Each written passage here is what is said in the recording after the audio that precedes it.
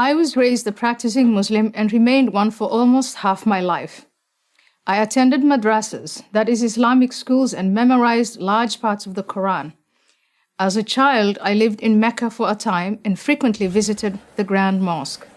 As a teenager, I sympathized with the Muslim Brotherhood. At 22, while my family was living in Kenya, my father arranged my marriage to a member of our family clan, a man that I had never met. I ran away, made my way to Holland, studied there, and eventually was elected a member of the Dutch Parliament. Now I live in the United States. In short, I have seen Islam from the inside and the outside. I believe that a reform of Islam is necessary and possible, and only Muslims can make that reform a reality. But we in the West cannot remain on the sidelines as though the outcome of this struggle has nothing to do with us. If the jihadists win and the hope for a reformed Islam dies, the rest of the world will pay a terrible price. The terror attacks in New York, London, Madrid, Paris, and many other places are only a preview for what's to come. For this reason, I believe that it's foolish to insist, as Western leaders habitually do, that the violent acts committed in the name of Islam can somehow be divorced from the religion itself. For more than a decade, my message has been simple. Islam is not a religion of peace. When I assert this, I do not mean that Islamic belief makes all Muslims violent. This is manifestly not the case. There are many millions of peaceful Muslims in the world. What I do say is that the call to violence and the justification for it are explicitly stated in the sacred texts of Islam. Moreover, this theologically sanctioned violence is there to be activated by any number of offenses, including, but not limited to, adultery, blasphemy, homosexuality, and apostasy, that is, to leave Islam. Those who tolerate this intolerance do so at their peril.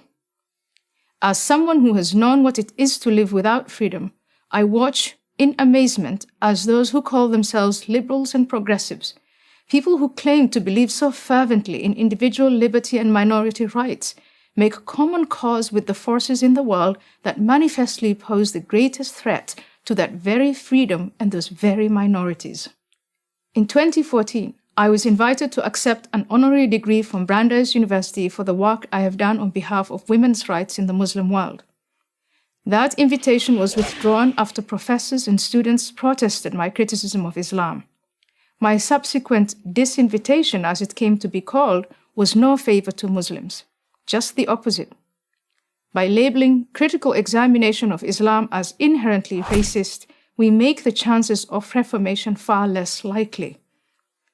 There are no limits on criticism of Christianity at American universities or anywhere else for that matter. Why should there be of Islam?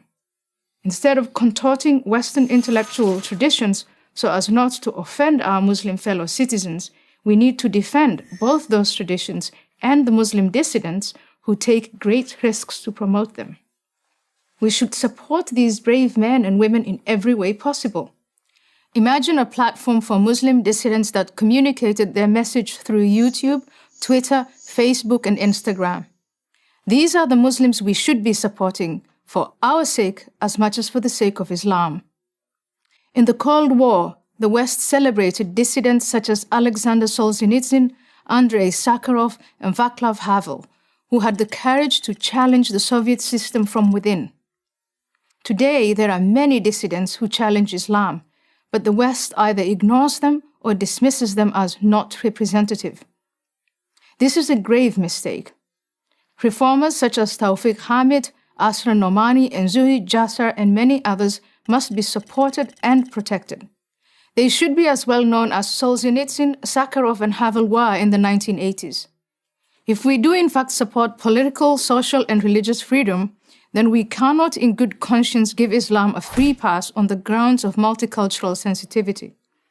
We need to say to Muslims living in the West, if you want to live in our societies, to share in the material benefits, then you need to accept that our freedoms are not optional.